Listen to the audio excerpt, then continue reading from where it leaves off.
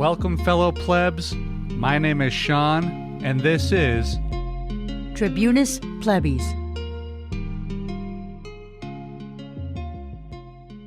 And welcome back to the podcast, everybody. Today, we are going to talk about the upcoming potential UPS strike, which it seemed possibly avoidable not long ago, but which now seems very likely. The short version of this is that the workers at UPS who are repped by the Teamsters union, they have begun ramping up their strike efforts and putting things into high gear as UPS has chosen to end negotiations and force its unionized workers to take this stand. Practice picket lines have sprung up around the country, and the rhetoric coming from both leadership and the rank and file has grown over the past week or so. The biggest issue left, as far as, I'm aware, is compensation for part-time workers. And this is according to the negotiating committee, and UPS refused to budge, and they walked away rather than pay some of the most important people in their entire system, really the people that keep everything going. UPS is choosing to force these workers, often single mothers, single dads, or people struggling to juggle multiple jobs, to remain in part-time poverty, as they often make below minimum wage pay and suffer in an often unsafe and sweltering hot warehouses. We saw a lot of how UPS handles employee safety during the beginning of the COVID pandemic and the most dangerous periods of the pandemic. UPS workers were forced by their employer to actually risk their lives. They woke up at the beginning of the pandemic, went to work, and got the message that read something along the lines of, and I'm sorry, I forget the exact wording, but it was something like and very close to, "You have now been classified as essential workers. Because of this, you are expected to show up for work for all shifts going forward." No discussion, just a flat order. And this is when thousands of people were dying from, a still largely misunderstood airborne virus every week. And especially in the larger cities here where so many of these package delivery drivers work. And along the way, UPS made windfall COVID profits. They doubled their profits, in fact. None of which saw its way to a raise to pay for, its workers who made all of that possible. UPS took advantage of its workers during the worst of COVID, and now they're turning their backs on those same workers, especially the part-timers who make their company run and generate these massive profits. But they won't do it because the cabal of dorks will never behave in good faith. They are well aware, which side they are on, and it's not our side, the workers' side. UPS workers actually risked their lives. They were forced to.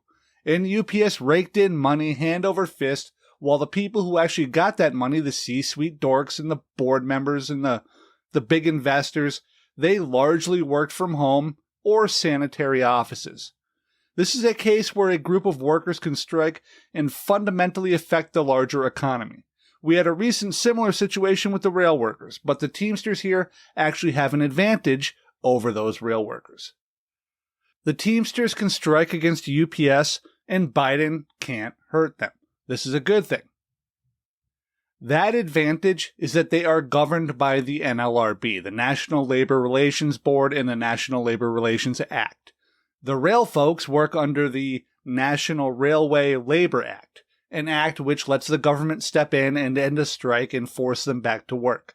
The Biden administration did just that to the rail workers, and they won't be able to do the same to the Teamsters here, at least not, openly and easily. I'm not going to say that they literally can't do anything because, weasels like that will twist any sliver of justification from any obscure rule or law or even just idea out there that they can find, but it's certainly not as obvious and legal. The Teamsters can strike at UPS, and Biden essentially can't hurt them. This is a good thing. That's the short version. Let's hit the longer version here. If you've been listening for a while, you probably know how I feel about rooting for or against strikes. I tend to take a more or less neutral tone on that.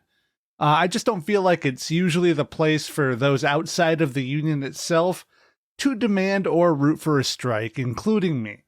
Strikes are brutal for workers to go through, and I like to let the rank and file themselves vote The Teamsters at UPS voted, and 97% voted to strike if there was no contract agreed to by July 5th, and then go from there. And right now, a strike looks pretty damn likely, with UPS's last best contract offer outright and unanimously rejected by the negotiating team. And let's be real here. UPS has been bargaining in bad faith for 2 years now, with no intention of settling this thing without forcing workers into a strike. They have immense financial power, the backing of Wall Street, and the support of the conservative and neoliberal elite in particular, but also the, the centrist conservative liberals in the Democratic Party. Not to mention the absolute ghouls on their boards and the corporate dorks in the C-suite who are demanding more profits and more profits and more profits and ever more blood from the stone, even as UPS workers literally perish in the streets. But if anyone can lead a successful strike against this sort of corrupting power, it is the unionized workers of UPS. Right now, there are around 400,000 union-repped workers at UPS, which is the largest package delivery company in the world. And they stand ready to fight for what they deserve, want, and need, shoulder to shoulder in solidarity. UPS, all this time, has been playing hardball over the past 2 years, and the Teamsters have been forced to dig in and defend themselves just as hard from these unwarranted assaults. This time, right now, this event, this contract negotiation, this is really why the current Teamster leadership, led by Sean O'Brien, was elected last election. They promised to defend their members against UPS's aggression, including the use of strikes if they were backed into a corner and forced to do it, which previous leadership had avoided at all costs. This had left the union doing little more than accepting often insignificant gains, conceding to company demands, or even having a bad contract with a two-tier employment system baked into it, forced on them against their will. They actually voted no on that contract and got it anyway because of that terrible leadership. So now a strike looks likely and imminent because UPS is refusing to put the lives of human beings first. They have been content to allow their workers to actually become physically ill, pass out, and even die on the job, rather than take even the smallest of steps to keep them healthy and alive. And that probably sounds like BS if you haven't been following this, but it's true, and we will talk about that in a moment. And hello there, everybody. As most of you probably know, this podcast takes a lot of time and effort to put together and, to get out there for you good folks to listen to. And you, our listeners, can help us by liking and subscribing on YouTube. So please take a second to click those little buttons. It helps a ton. And if you are feeling just a little bit more generous and you enjoy what we do here at Tribunus Plebis Media, you can help us earn just a little bit of money for the large amount of labor that we put into this thing by signing up on our Buy Me a Coffee page, where you can make a one-time donation or sign up for a recurring monthly subscription. We do all of this for free, and we will never run ads in our works. But any contributions really do help keep the show going and improving. The page address is buymeacoffee.com/TribunusPlebis. And of course, all links will be in the show notes and descriptions wherever you are listening or watching. Thank you. And now, back to the episode. So before we really tackle what's going on right now, I want to first swing through to the last UPS strike in 1997, because I think it's illustrative of what we can expect to see, even if it was half as large as the current one will be, or would be. Just bear with me for a second. This will be quick. I won't stay here very long. Way back in 1997, the Teamsters had the previously biggest strike against a single company and single-handedly ground a large swath of the economy to a standstill during that strike. Companies like FedEx, DHL, and other companies, they just couldn't pick up the slack, and even the fairly massive Postal Service bent under the weight of the influx of packages into their system. There is just no realistic way for that much excess volume to be, absorbed into existing systems. If the Teamsters strike again, this will again be the single largest strike against a single private employer in the history of the country. And it will be amongst a small handful of the largest strikes ever. This will affect not just UPS and its satellite companies and its vendors and contractors. It will affect the entire economy as well, and companies which ship packages to customers and companies which require, incoming packages to keep their manufacturing process going. Even in my industry, where we drive 18-wheelers and deliver, large freight, we got inundated with small packages to deliver in 97. The guys around back then, they still get that 1,000-mile haunted stare whenever they talk about it because of the trauma of those 2 weeks. And as big as that strike was, this one will be much bigger. Online retail and even mail order existed in 1998, but it was nothing like it is today. Amazon actually existed in 1998, but it was nothing like it is now. The world, quite simply, did not rely on UPS like it does today. The country did not ship nearly as much as it does now. Like growing up, a UPS truck in the neighborhood was pretty uncommon. It wasn't super rare, but it was kind of a notable event to us kids as we frolicked around our neighborhood. And now, UPS is in and out of our streets multiple times a day, making sure that we get all of our next day guaranteed Prime shipments on time. That strike in 1997 was centered around issues dealing with part-time workers, a subject echoed in the current strife. In 97, UPS said that their employees actually did not want to be full-time workers. They said the workers preferred being part-time because it gave them, quote-unquote, freedom. Now, while there are always people out there who might prefer some form of part-time work, the supposed freedom here was just freedom for UPS. Freedom to abuse its workers with low pay, wildly unpredictable scheduling, and forced overtime.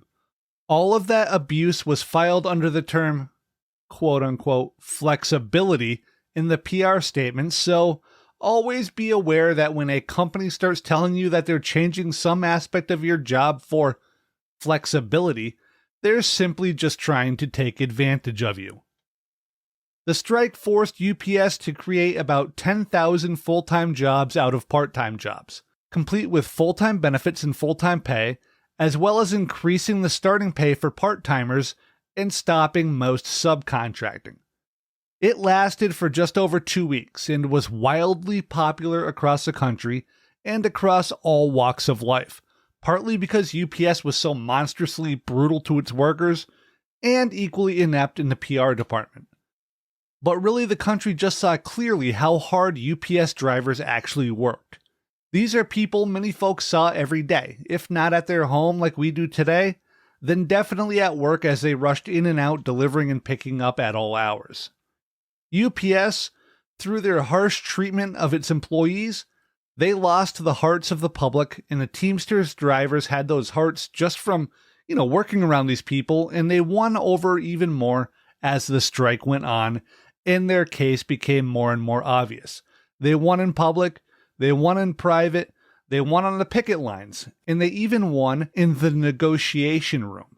And I expect that they'll win again if they do indeed strike. So let's talk about what's been going on this year. There were a lot of demands at the beginning of this thing, as the union, the Teamsters, by the way, or the union repping these workers, just in case I somehow failed to mention that by now. But there were many demands as the union began negotiations. There were multiple monetary and benefits issues, work classifications were an issue, and even vehicle air conditioning.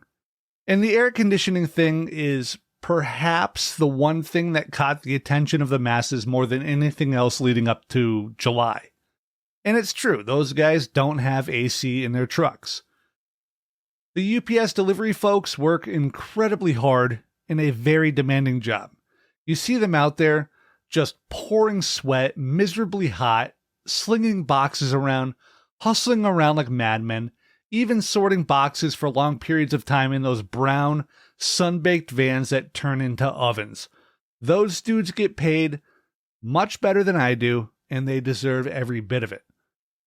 A lot of this extra effort is forced upon the workers due to UPS's wildly offensive goals that, it sets on its own for its workers. UPS even goes so far as to have supervisors follow parcel workers on their routes in their own vehicles and take notes and time them as they do their deliveries and pickups and then harass those workers back at the terminal.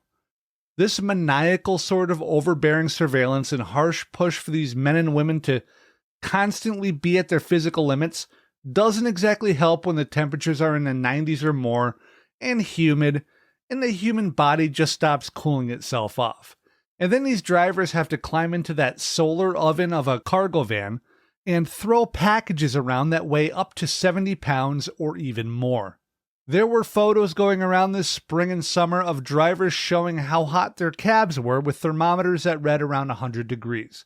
The cargo area would go over 140 degrees or even more. That is crazy. That is inhumane. Those are work conditions that should never exist. And this AC thing is something that they won pretty early on in negotiations. All the package cars will get air conditioning for the first time in the company's history if this pans out. That alone is a huge win.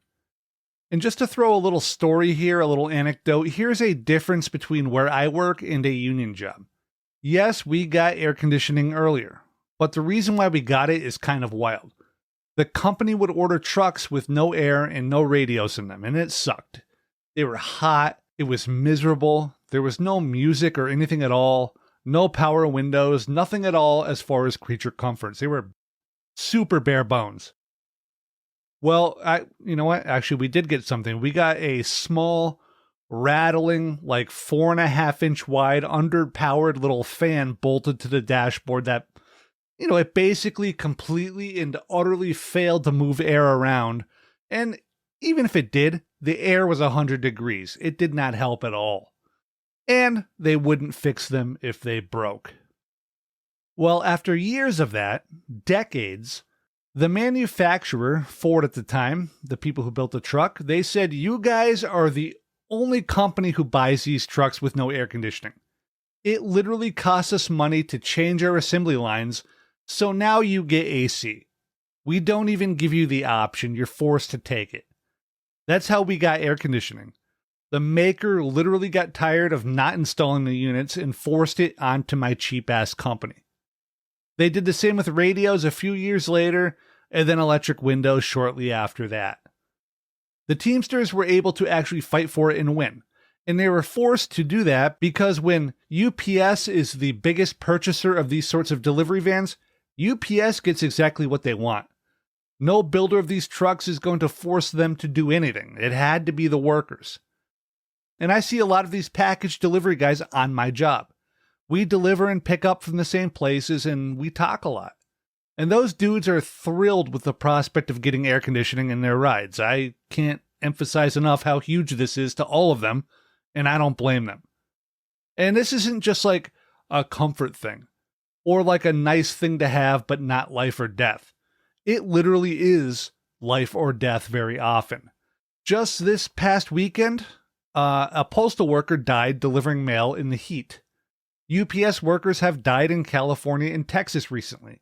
Over the past several years, there have been other heat-related deaths and multiple drivers passing out on their routes, not just with UPS, but with Postal Service and other delivery companies. Some of these became media sensations as they have been caught on video doorbells over the past several years. And just a couple days ago, producer Kate, right here at Tribunus Plebis, she brought up that these Ring videos might just have helped swing this pretty quick victory in the workers' favor. Hearing stories is one thing, hearing anecdotes is another, but watching videos of delivery drivers passing out on people's porches, that's something else, and it's something new as well. And that something else and something new is an absolute PR nightmare for the mega corporation. The heat that these guys work in, especially in the southern and southwestern states where temps in the high 90s and triple digits are pretty common, or even here in New England where the 90s are fairly common but also comes with high humidity, it can be deadly. And it has been deadly. This concession of getting something as basic and, let's face it, cheap as air conditioning in vehicles shouldn't even need to be fought over.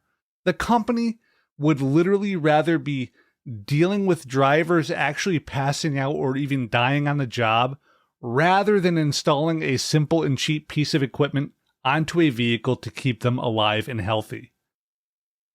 And for anyone out there who is about to make some sort of argument about, well, wouldn't that cost a lot? That's a lot of vehicles. That's millions of dollars, maybe. Well, listen, first of all, don't do that. Just stop doing that. Don't take the company's side over that of the workers. Just don't do it. But I will address this here. Last year, UPS had an operating profit. That's a profit. This is a profit. This isn't revenue. This is a profit of $13.1 billion. The first quarter of this year, UPS had a $2.5 billion operating profit. In 2022, UPS returned over $5 billion directly to stockholders. And they have plans to spend $5 billion in share buybacks this year alone. They have the money. They've always had the money. They just never cared about their employees. They still don't care about them. They're being forced to do this. They are bad. They're just evil. That's it.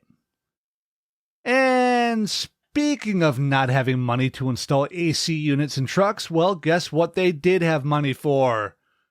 And this isn't just stock buybacks.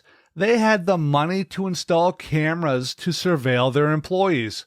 This is something else that the Teamsters are resisting, having inward-facing cameras. Now, for another anecdote from my life, my company, the same ones who wouldn't put air conditioning in trucks, with no input from us workers, they installed outward and inward-facing cameras in our trucks. Most of us are pretty okay with the outward-facing cameras showing the road in front of us. They can and have been used as evidence in accidents, which has helped us. For example, my last accident was able to be viewed, and I was immediately exonerated of even the slightest suspicion that maybe I did something wrong. Everything worked out in my favor, and we drivers do especially like the external cameras when they make us look good. I'm not going to lie to you. We do, however, hate the cameras that face into the cab and watch us. It's invasive, it's controlling, and it's oppressive and punitive. The inward-facing cameras are good for nothing at all, but to be used to punish drivers, and it's almost always for nonsense. I myself got written up for catching my cell phone, which flew out of the dashboard cubby when I hit a particularly brutal pothole. And then I dropped it on the passenger seat. I was told that I had an electronic device in my hand, which is against company rules. I had it in my hand for maybe 3 seconds, 2 to 3 seconds, after reflexively catching that $500 phone that I really didn't want to break. I never looked at it, never turned it on, just caught it and dropped it on the seat. If I had done that a second time in a year, I would have been fired for it.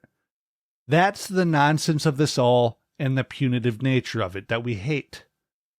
There should be no inward-facing cameras recording us to punish us, and the forward-facing cams shouldn't be used to punish drivers either. So I'm not sure where that particular thing stood in the negotiations as they fell apart, but I hope that they win it. Yeah, I guess I feel like I got off on a little bit of a tangent there with the AC and cameras, so I'll get back on track here. Okay, so I've talked a lot here about the package car drivers, and we shouldn't forget the tractor-trailer drivers either. And as we discuss how UPS is forcing workers into a strike to defend themselves, we tend to focus on those drivers because everybody sees the drivers, right? And for me personally, I have an affinity for my brother and sister drivers because I'm one too. I guess this is only natural. But these public-facing issues are obviously more upfront, more obvious, and more clear.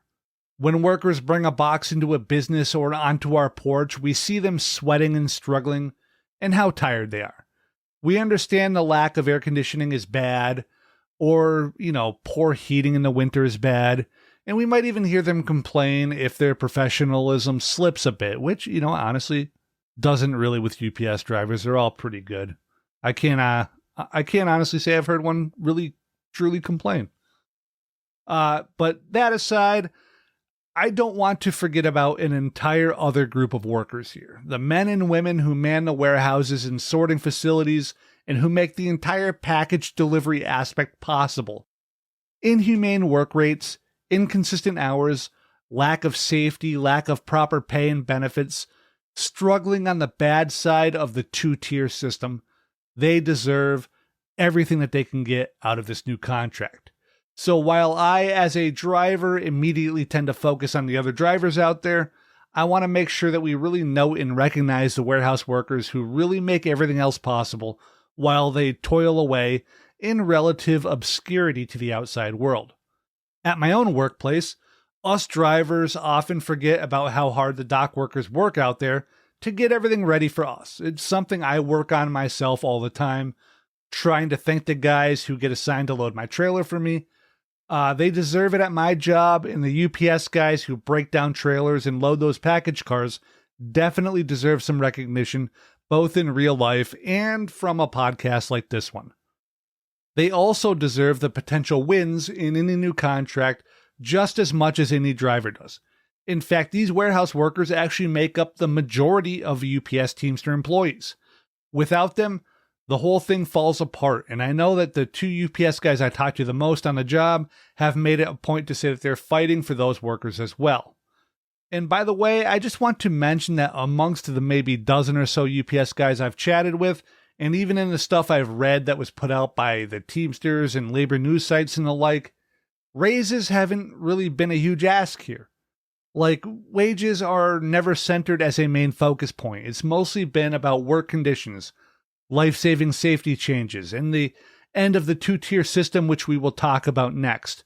This is, something we should all support, right?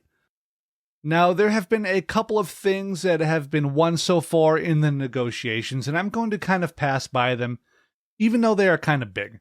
And I should add that I'm saying one here, and that just means that UPS and the Teamsters have come to an agreement on these subjects, and it should appear in any new contract. But I guess that there's always a chance that it could change, I guess. I just wanted to make that clear. So they got MLK Day as a paid holiday, and they end forced overtime on Saturdays is another example. Hey, paid holidays, always awesome, right? And MLK Day is a great day to get off, and I know drivers hated forced overtime. Even the one guy, Billy, that I know, he actually wanted Saturday overtime all the time. But it just galled him that if he did once or twice a year want a full weekend off, he could get forced on, despite having worked the other 50 Saturdays, right? So it makes sense to hate that, to hate forced overtime, and to want it to end. So all of that stuff is good, right? The AC, the end of forced overtime, and so on. But the thing I've been focusing on myself and really looking at here as one of the biggest things is the tiered system of employment that UPS got with their last contract. This is referred to as 22.4 because that's its location and designation in the contract. 22.4 established a two-tiered work and pay system. Basically, newer workers are shunted into the lower tier where they do the same jobs as the workers in the higher tier but get paid less. This has been unpopular pretty much from its inception in the last contract.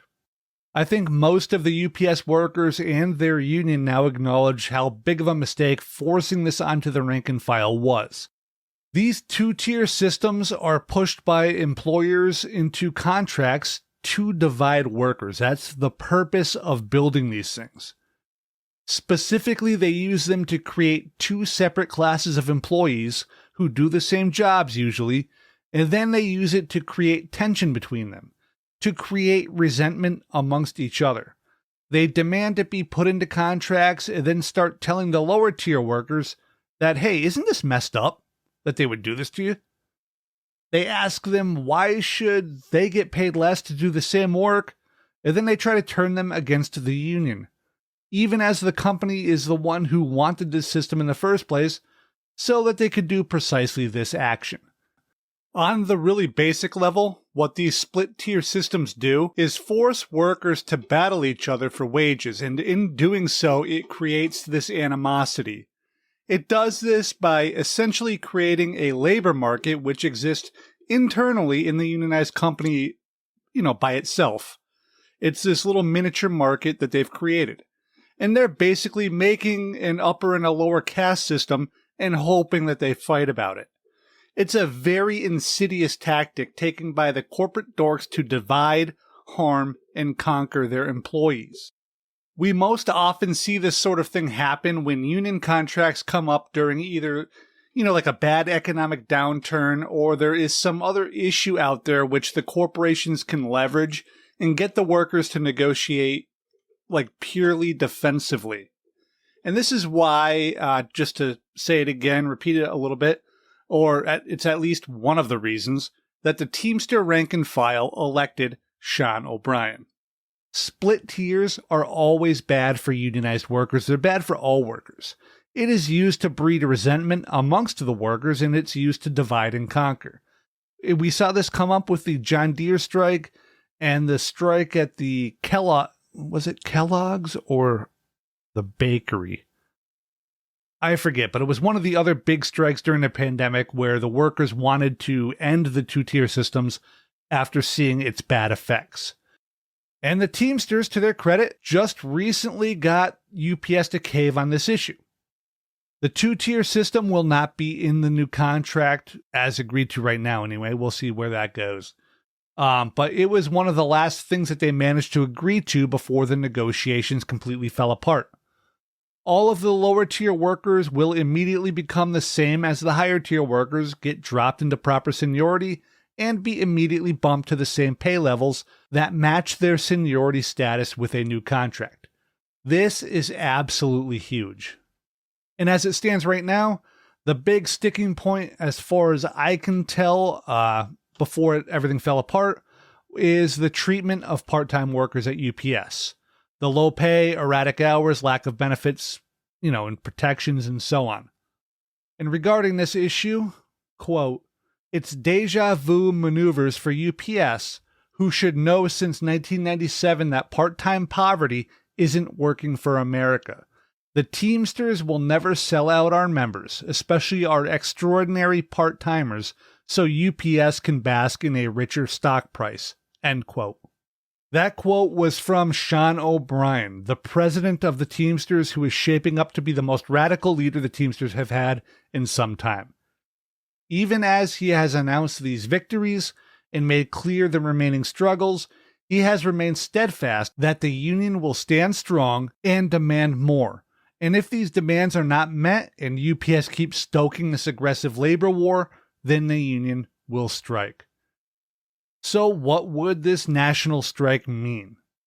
Or really, not even a strike specifically, right? The Teamsters and UPS could stand up from across the bargaining table a minute after I publish this episode, shake hands, announce that there is a deal to be presented to the rank and file for a vote, and render all of this talk of a strike as dated nonsense. I doubt that will happen, but hey, it's possible that something crazy happens over the next month. And, I hope that they do, to be totally honest with you. I don't want to see the numerous UPS drivers I've talked to over the years suffer. I've honestly never met one who I didn't at least enjoy saying hi to when we end up at the same place. And, in fact, one of my earliest childhood friends is married to a UPS package driver. I don't want her family to suffer either. But I do want the Teamsters to succeed here, regardless of whether they strike. I want them to win and be fully satisfied with the resulting contract. So right now, I think that this is a pivotal time for the American labor movement. Not to put too much pressure on the rank and file here, or the negotiation teams, But this is big beyond even the millions of Teamster members and hundreds of thousands at UPS. The union members at UPS are fighting for things as simple and basic as equal pay for equal work. This has to do with the part-time workers and the two-tier system that I mentioned earlier. They are fighting against tyrannical bosses and basic human dignity regarding air conditioning and being recorded at all times on their job with the inward-facing cameras. They are fighting against constant 6-day work weeks, full of 12 to 14-hour days, forced overtime, bad schedules, erratic schedules, unpredictable schedules, unhealthy work environments, surveillance, and even the encroachment of gig work in perpetual part-time, underpaid employment. They fight against all of that to fight for normal work weeks with sane amounts of overtime when actually required, a better and healthier work-life balance, stable schedules, 2 days off to end the week. Yes, the labor movement is once again fighting for weekends, folks. This is how far we've backslid here. And they are fighting for people over profits. They are battling for their literal lives when the weather gets incredibly hot, a situation unlikely to change as the world continues to warm. And they are fighting to have their lives that they can actually live by being home with their families, friends, or even just being alone with a beer and some Netflix and not being at work. So long as companies and society believe that the money flowing to shareholders and executives is more important than human life, we've all lost. That the UPS Teamsters are at this position at all goes back to the last union election where a platform led by the Teamsters for a Democratic Union, the TDU, won handily and put Sean O'Brien in charge. This internal party came to power in response to Hoffa Jr. forcing a bad contract onto the workers at the last negotiation, a contract which had the two-tier system in it, was voted down by the rank and file, and then shoved down their throat. The TDU had built up a reputation over the past few, how many years is it? 5 or 8 years, something like that, for voting against company-friendly concessions. And in 2021, they won leadership largely based on a commitment by O'Brien and others to be more militant with UPS, which is incredibly important for a reason I will highlight in a moment, but also with commitments to organize Amazon, Starbucks, and other workplaces, as well as to fight for better contracts, including strikes where necessary, for all of its members across all of its workplaces. So as to why it's so important to stand up to UPS, get wins, and be willing, able, and committed to a strike if it is needed is because UPS is the largest delivery company in the US, one of the largest logistics companies, and probably the largest if you include the actual delivery portion, and just one of the biggest 800-pound gorillas in delivery, shipping, logistics, supply chain, and all that, if it's not actually the biggest. But outside of UPS, there are other massive firms. FedEx is big. Amazon delivery is massive. DHL is big. And then all of the smaller carriers and third-party groups and so on. And these guys aren't union. Most of them, like FedEx, Amazon, and I think even DHL, although I'm not sure on them, they operate independent contractor systems. FedEx drivers don't actually work for FedEx, at least technically. They all own or lease their own trucks, own their own routes, and are independent contractors. I mean, the reality is that they are employees. This is just, sleight of hand by the companies to not pay them well and not give them benefits. Trust me that UPS wants to go this way. They want gig and contract workers because it's cheap and would deliver more profits, for more stock buybacks, for more artificial stock price raises, for better dividends and profits for the elite board members.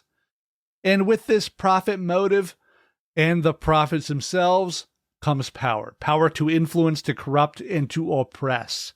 They crave this power so that they can further disempower, divide, and break the working class of this country. If they can defeat the union at UPS, or even, simply prevent a good contract, they will consider that, a draw. And if they can get all or any of that without a strike, they will quietly claim a victory. This is something to always watch out for. These corporate dorks are not dummies. We need to understand that and accept it. They are not stupid. They will give an inch to prevent the taking of a yard, and they will rip miles from workers' hands if their grip loosens even fractionally. We really don't want them to wholly own the entire logistics sector without labor fighting back. And the biggest block to this happening, and the best way to help Amazon, FedEx, and DHL workers and anyone else suffering as so-called independent contractors, is to, one, see the Teamsters win this fight against the heavyweight champ, and two, organize these other workplaces and make them better. And I'm not saying that none of these UPS drivers has ever, not fallen on hard times. But every Teamster UPS driver I know goes home to a safe, clean home, has a stocked fridge, a reliable car, and a pension waiting for them. Again, I know that this isn't literally everybody or even everywhere, and possibly not even all the people that I know. But here in the guys I know, as far as I can tell, this is accurate. They do pretty well financially. I've met 2 Amazon delivery drivers who live in their cars because they simply can't get ahead making minimum wage, doing such a demanding job, and I've read many other stories like that. And only one of these 2 groups has any say at all regarding inhumane production numbers, inhumane scheduling, low pay, and lack of benefits. Here's a hint. It's the Teamsters at UPS. And in the C-suite, all the corporate dorks in their suits and ties sit around, mouth agape, as they realize that the Teamsters, this newly re-radicalized, more militant Teamsters union, just isn't backing down. No Hoffa Jr. to push a corporate-friendly contract through, no PR campaign to smear them catching anyone's attention. No, none of that. Just a union workforce standing in solidarity, voting 97% in favor of striking and staring them down and winning. This is Wall Street's big nightmare. This is UPS's migraine-inducing perpetual night terror coming to life.